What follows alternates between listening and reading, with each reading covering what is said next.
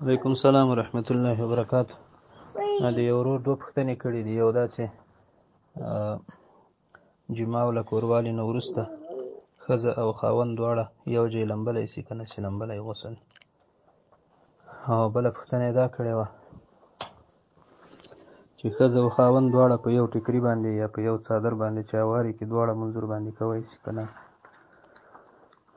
یو خو د غسل مسله ده. ګوره ښځه او خاوند دواړه په یو وار باندې له یو بالټي نه په یو امام کې په یو ټیم کې غسل کولی شي. بالټۍ د سطل له اوبو نه ډک ده، یو طرف ته یو کیني بل طرف ته بل، او دواړه لم د یو سطل نه غسل کوي، هیڅ مشکل نشته، کولی شي. بیبي عایشه رضی الله عنها وایي چې ما او نبي علیه السلام له یو سطل نه له یو لوښي نه غسل کوو. او بل د دغه مسله ده د مانځه کولو.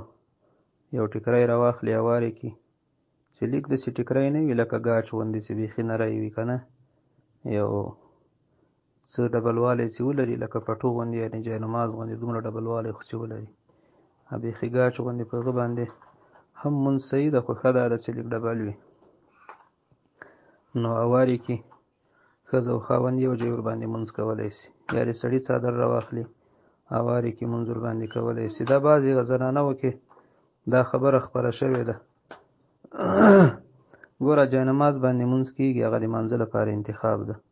کوټه کې فرش هوار ده، قالین هواره ده، پاکه ده، نجسه شوې نه ده، هغې باندې مونځ کېږي بغیر له څادر نه، بغیر له جاینماز نه، همداسې په قالینو ودرېږي لکه جومات کې چې په قالین او په کارپېټ باندې سړی درېږي، هغه باندې مونځ کېږي.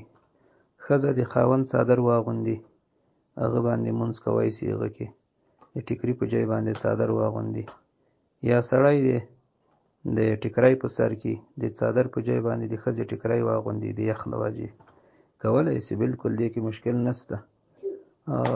مهم پکې ستر د عورت ده او مهم پکې پاکوالی ده. دا ټیکری او څادر پاک وي او ستر د عورت د انسان پکې پراسي. نور هغه درس ما مخکې ویلی و، په داسې ټیکری چې هغه نری وي لکه ګاچ، دې کې مونځ نه کېږي. په سرکړی زنانه لاندې ویښته ښکارېږي، غاړه ښکارېږي، دې کې بلکل مونځ نه کېږي. کالي کمیس یا پرتوګ همدارنګه ګاچ وي، لاندې پسلوکی بدن ښکارېږي، دې کې مونځ نه کېږي، هغه بیا بېله خبره ده.